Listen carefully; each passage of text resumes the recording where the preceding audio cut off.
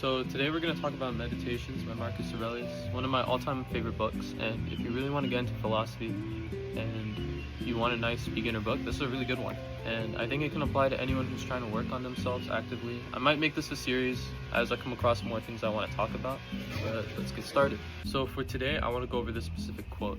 Theophrastus says that offenses of lust are graver than those of anger, because there's clearly some sort of pain and involuntary spasm which drives the angry man to abandon reason, whereas the lust-led offender has given in to pleasure, and seems somehow more abandoned and less manly in his wrongdoing.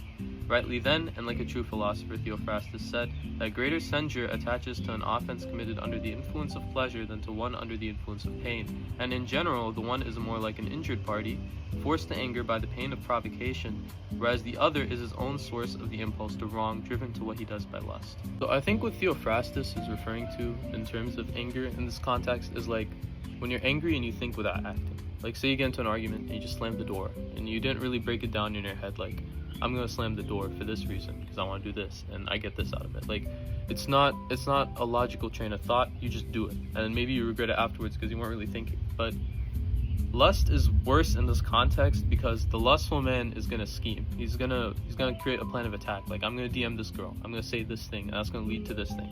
Like there's a plan of attack involved on how you're going to pursue this girl and give in to your lust.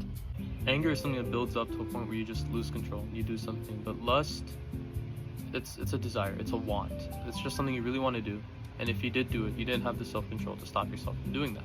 You didn't have the ability to stop and say, this isn't good for me, I'm not going to do it. And if you really want to become a better person, it's time you stop yourself before everything that you do and you ask yourself, is this going to help me become a better person?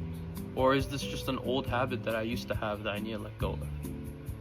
So have that self-control, have that strength, take that time out of your day to think about what you're doing and if it's really helping you to become a better person.